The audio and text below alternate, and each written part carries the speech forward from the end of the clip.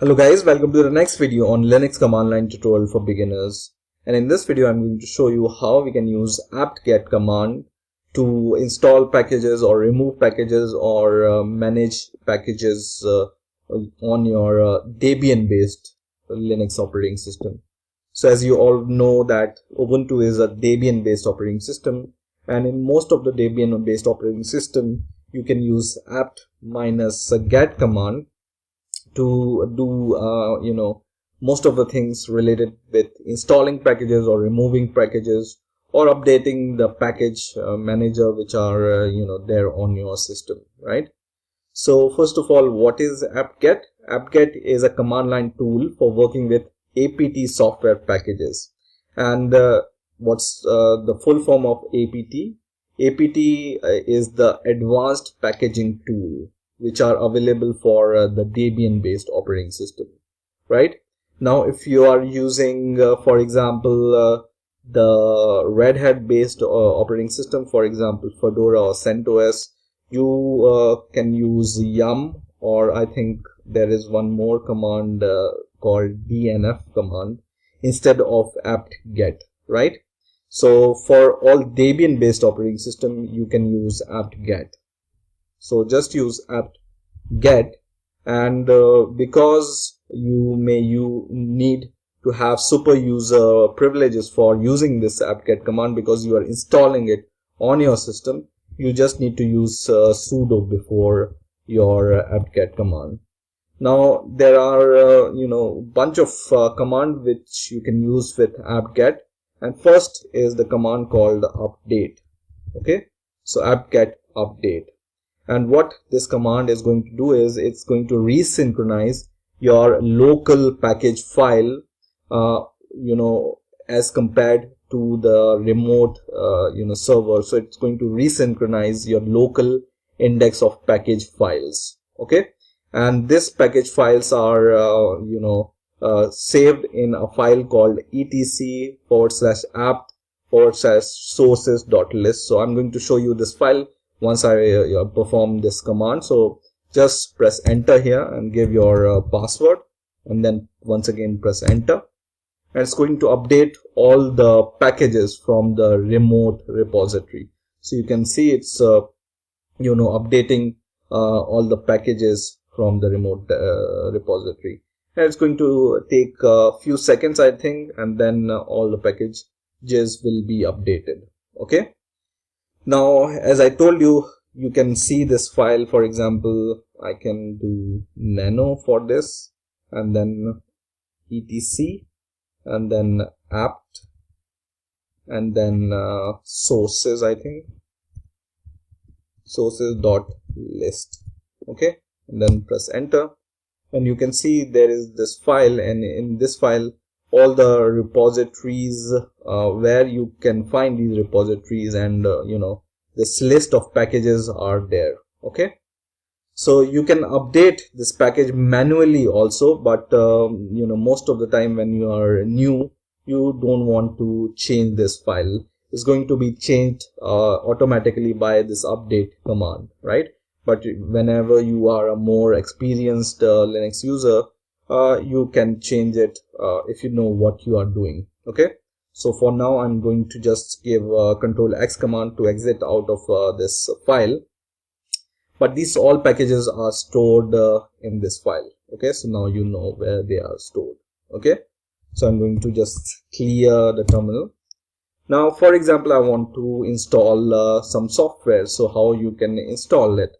So for example, I want to install software called Java, but I need to know whether it's there on my system or not. So I can just give this command java minus version, and then press enter, and it's going to give me the version of Java. So it gives me Java 1.7.0. so I know that Java is already installed, so I don't need to install it.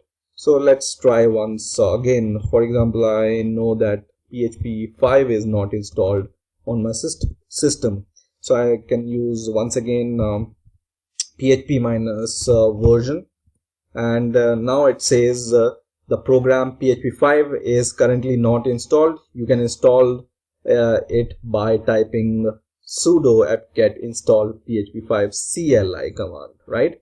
So if the package or the software is not installed, sometimes it's also going to give you the hint whatever command you can use to install this software. For example, it's giving us the hint that you can use this command to install PHP5, but it's not always correct. Maybe you want the different version of the PHP, or for example you want only the PHP5, not the CLI. CLI stand for command line interface, right?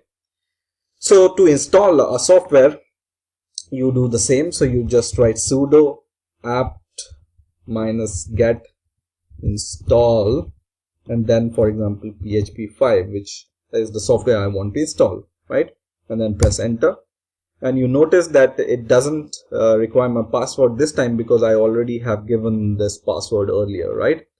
Now what this command is going to do is it's going to first of all recognize that whatever extra software or dependencies this PHP5 software requires, and it's going to make a list of all the dependencies and software this PHP software requires, and then is going to show you this list, and it's also going to show you the amount of space it's going to take on your computer. So for example, this PHP5 is going to take 25.7 megabyte of memory on my system, and then it's going to ask you whether you want to install it. This much amount of memory will be taken. So if you want to install it, you can just say Y.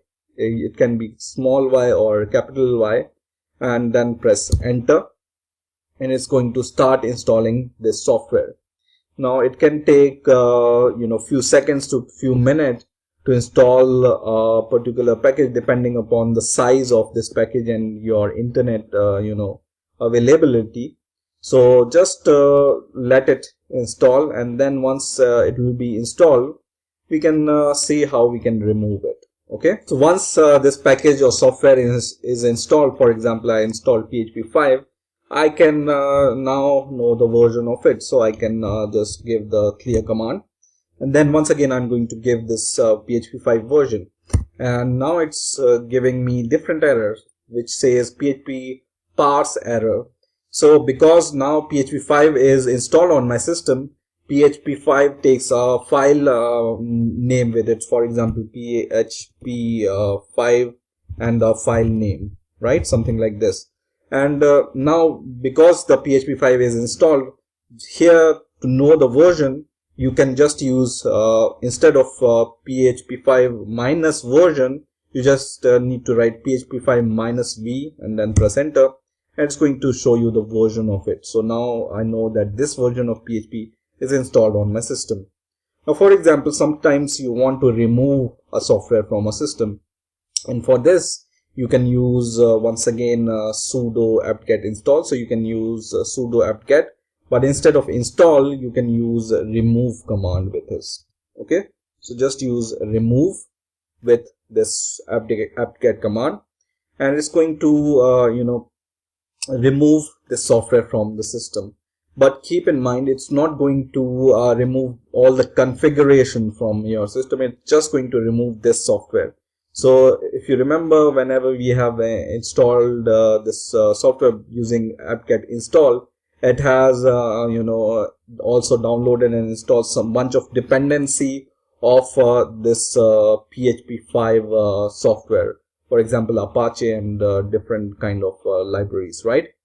Now this command is only going to remove this. It's not going to remove the configurations or any other thing which is dependent on this PHP5. So just give this command, and then it's going to just say that it's going to be removed, and then just press Y and press enter, and sometimes it's going to be removed, this software.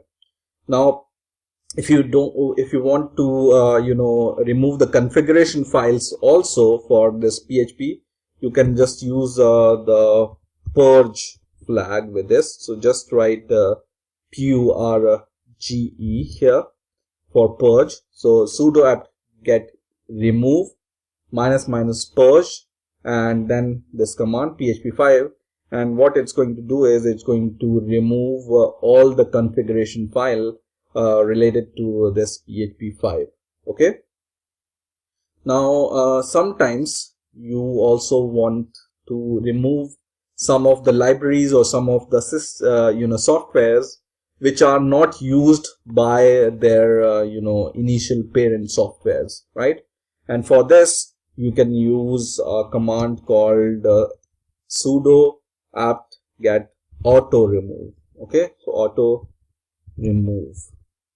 And this auto remove command is used to remove packages that were automatically installed to satisfy the dependency for the other packages and are now no longer needed. Okay, so once you give this command, you will see once again these bunch of libraries which are now going to be uninstalled. So if you remember, when we have installed php5, with this Apache software also comes, this lib files or libraries also came with this PHP. So now because we have uninstalled PHP, these packages are also not required, so you can uninstall them. But always carefully read this list. Sometimes you end up uninstalling the software which you don't even want to remove it, right? But for now I know that yeah, it's safe to remove all these things, so I can just give Y and then press enter, and it's going to remove all the unrequired packages which are not required by the their dependencies, right? So in this way you can use this apt-get command for installing, removing, or removing the dependencies. And there are lots and lots of flag which you can use with this apt-get command, but this is the most frequently used command with this apt-get. So I hope you have understood the basic concept. I hope you enjoyed this video. Please rate, comment, and subscribe, and bye for now.